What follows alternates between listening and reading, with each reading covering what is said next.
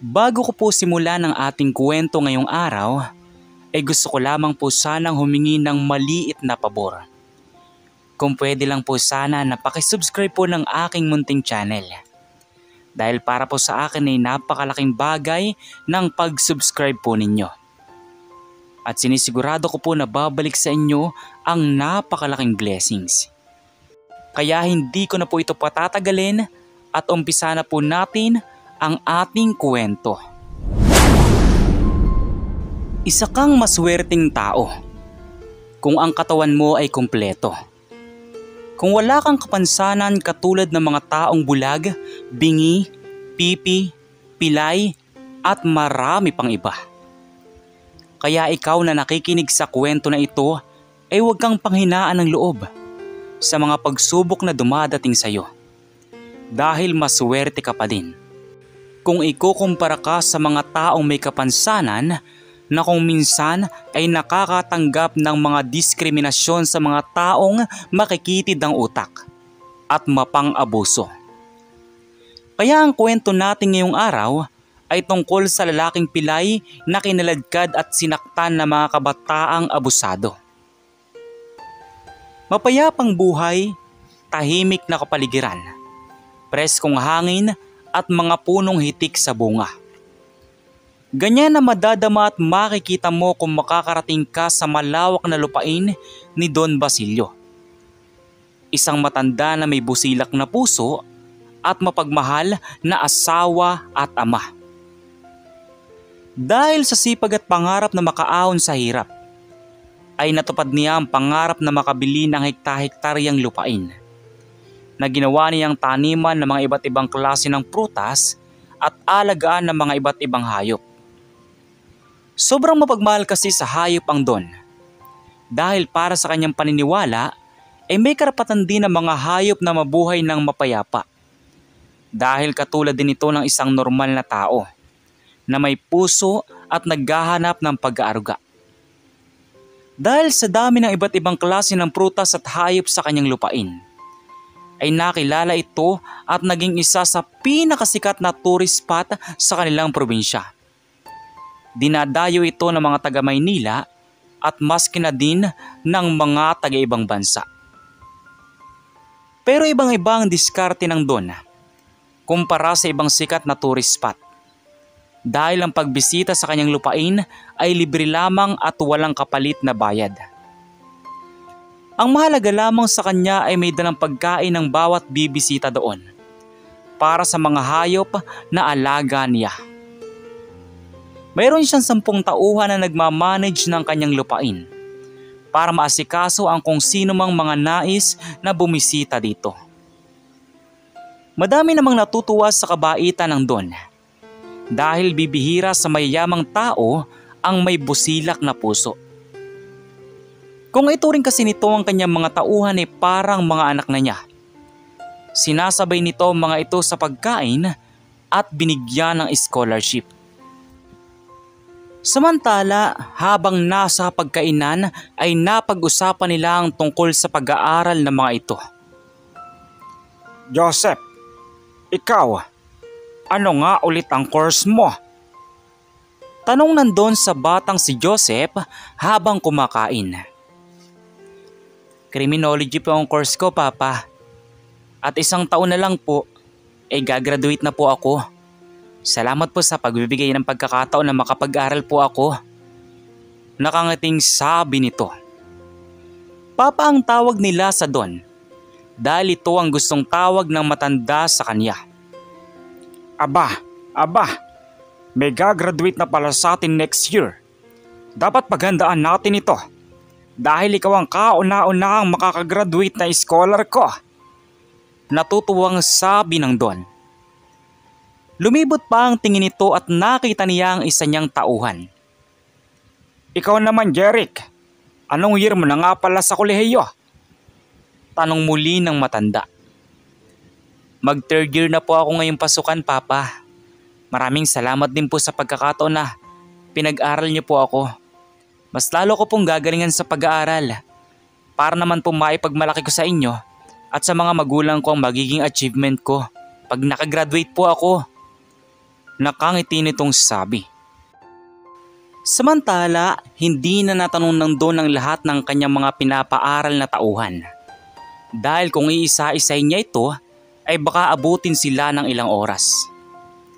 Matapos ang kanilang pagsasalo, ay agad nang bumalik ang mga ito sa kanilang trabaho.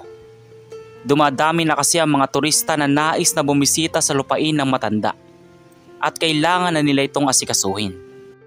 Nakisabay din sa kanilang paglabas ang Don dahil gusto daw nitong magpahangin at mapag-isa sa labas.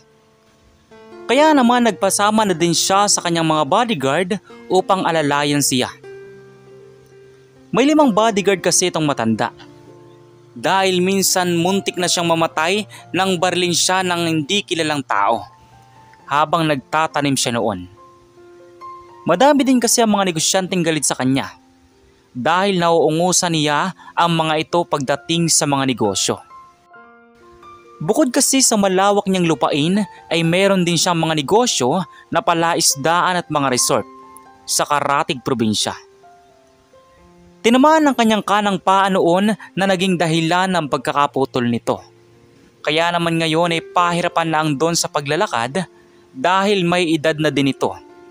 At isa pa ay hindi na niya kayang magsaklay kaya nakasakay na lamang siya sa isang wheelchair. Nagpapaalalay na lang siya sa kanyang mga bodyguard kung sakaling nais niyang makapagmuni-muni sa labas. Maraming salamat sa inyo sa pag-alalay sa akin dito sa labas. Iwan niyo muna ako at gusto ko munang mapag-isa, sabi ng Don sa mga bodyguard niya. Sigurado po ba kayo, boss?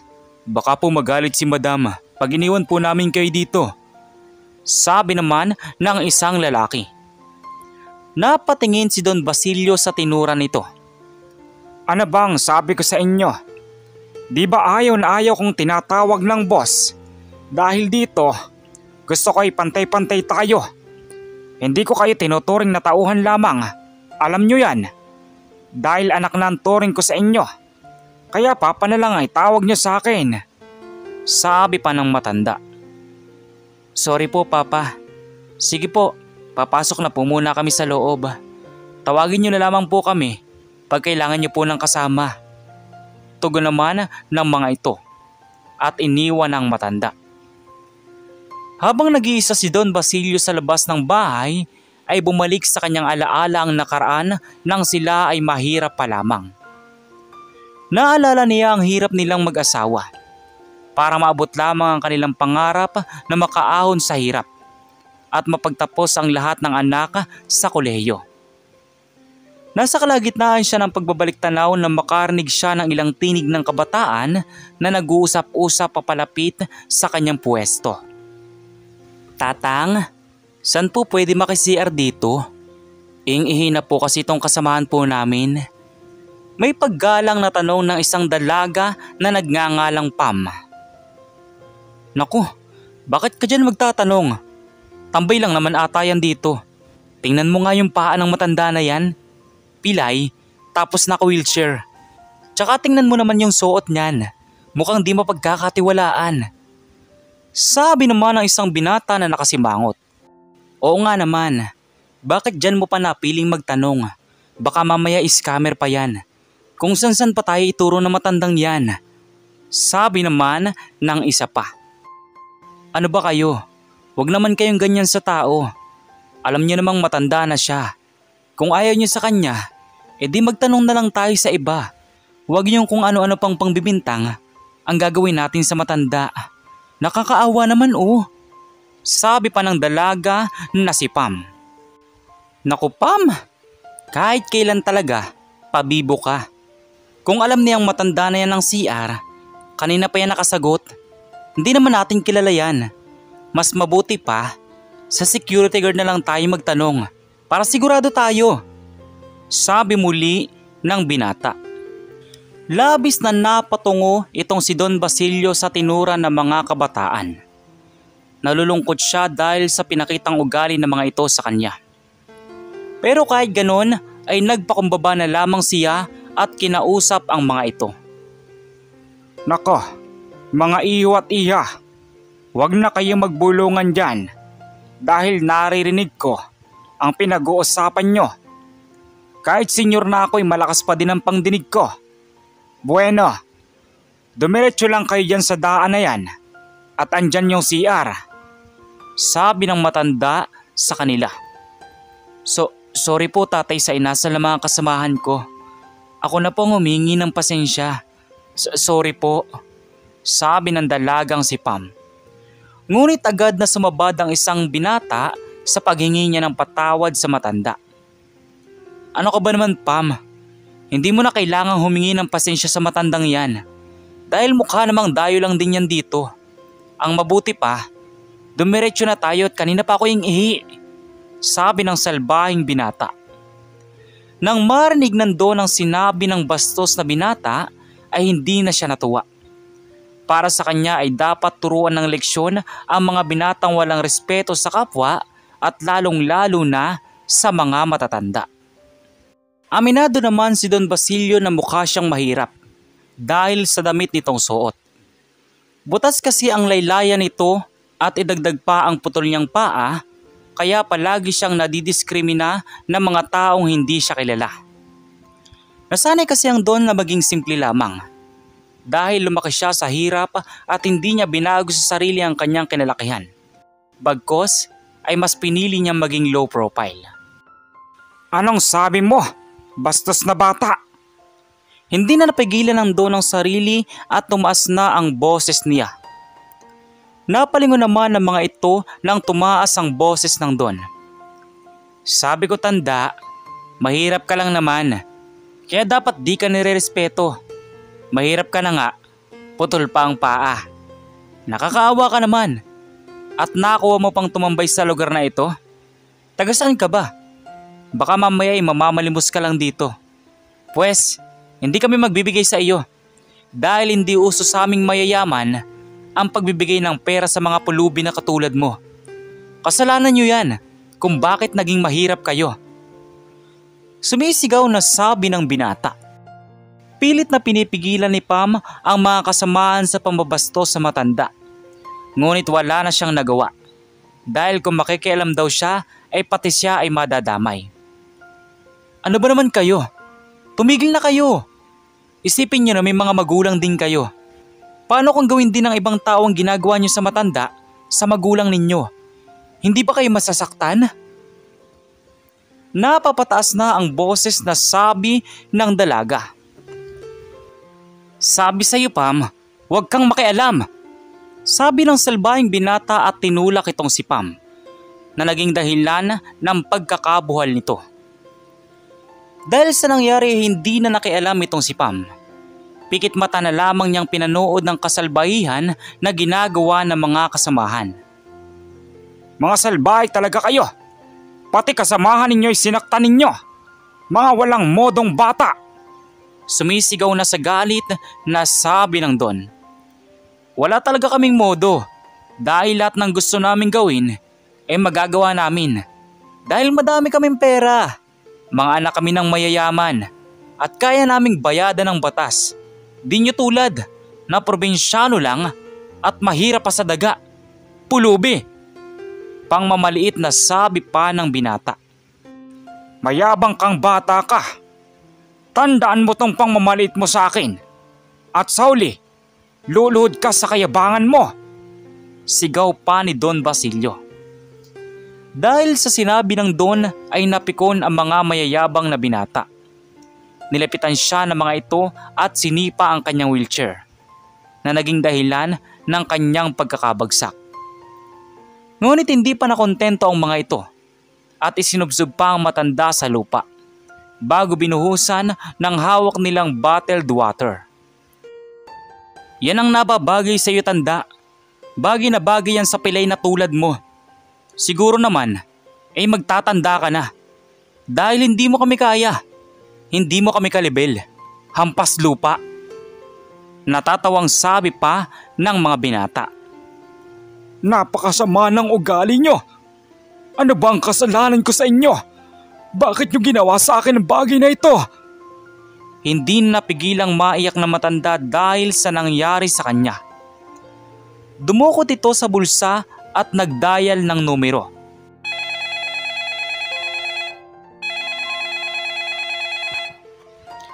Hello!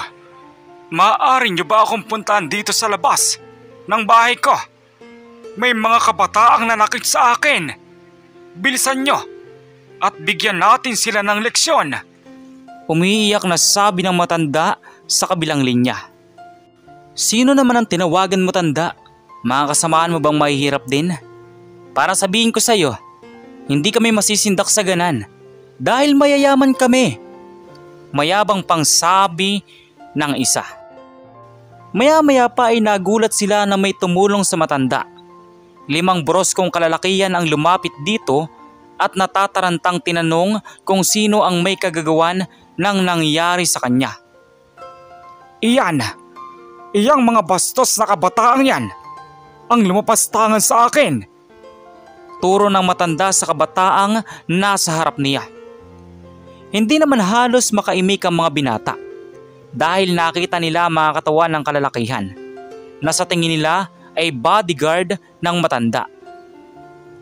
Ang kaninang mayayabang na binata ay napipi dahil sa takot na maaaring mangyari sa kanila.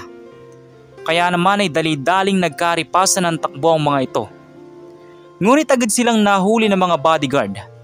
Pinusasan sila ng mga ito para dalhin sa police station dahil sa pananakit na ginawa nila sa matanda. Samantalang ang babae nilang kasama ay hindi hinuli dahil sinabi ng matanda na ito lang ang naglakas loob na nagtanggol sa kanya. Samantala sa kabilang banda naman, sa loob ng police station, agad nagtungo doon ang mga magulang ng mga binata. Nadatnan nila doon ang matanda na sinaktan ng mga anak nila. Ngunit labis silang namutla nang makilala ang matanda. Oh my God, sorry po. Pasensya na po kayo sa ginawa ng mga anak namin. Natatarantang paghingi ng sorry ng mga magulang ng mga ito. Nagulat naman ang mga binata nang makita nila kung paano humingi ng tawad ang mga magulang nila sa nagawa nilang pambabastos sa matanda. Kaya naman tinanong nila ang mga ito kung kilala ba nila ang matanda. At labis silang nanlambot nang marinig ang sinabi ng mga magulang nila. Mga pasaway kayo, mga bata kayo.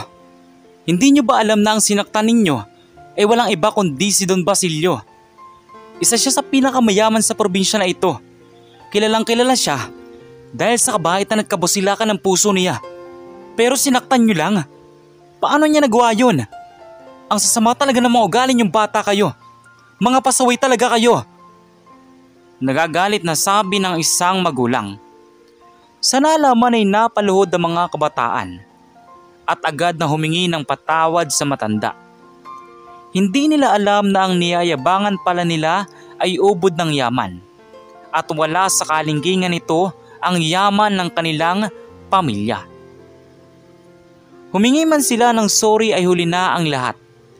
Kinasuhan ng matanda ang mga kabataang nanakit sa kanya. Hindi naman kumontra ang mga magulang nito dahil gusto din nila na mabigyan ng leksyon ang kanilang mga anak na nakalimutan ng rumespeto sa mga nakatatanda. Dahil doon ay nakulong ang mga ito at pinagbayaran ang mga kasalanan nilang ginawa sa kaawa-awang matanda. Dahil sa nangyari ay naging aral ito sa kanila na dapat huwag manghusga ng tao base sa nakikita na panlabas na kaanyuan. At huwag din magdidiskrimina ng taong may kapansanan, bagkus ito ay ating mahalin at bigyan ng napakalaking respeto. Dahil sila ang nangangailangan ng respeto natin. Dahil may kapansanan na nga sila, ay babastusin pa natin. Sino ba naman tayong tao para husgahan ng mga taong PWD? Kaya sa kwentong ito, ay sana maging aral ito sa bawat taong nakikinig ng kwentong Tamokski TV. Na sana ay hindi natin idiskrimina ang mga taong may kapansanan. Mahalin natin sila at bigyan ng importansya dahil sila ay tao lamang din na kailangang mahalin, respetuhin at igalang. Kayo, ano pong masasabi nyo sa maigsing kwento natin ngayong araw? Maaari nyo po bang i-comment doon sa baba doon sa comment section para muli ko pong mabasa. Pero bago ko po tapusin ang video na ito ay gusto ko lamang pong i-shoutout ang aking mga magigiting na subscribers. Walang iba kundi sina Ma'am Beatrice from Denmark at si Ma'am Josephine Aran from Binangonan, Rizal. Kababayan ko po kayo Ma'am Josephine dahil taga Binangonan, Rizal po ako. Ako po ay from Talim Island. Salamat po sa inyong pakikinig at sana po hindi kayo magsawa sa aking mga kwentong binabahagi. So once again, inuulit ko pong muli. Ako po si Tamoxki TV. Kita-kita po tayong muli sa mga susunod pa nating maraming mga video. Thank you and God bless you all. Peace out.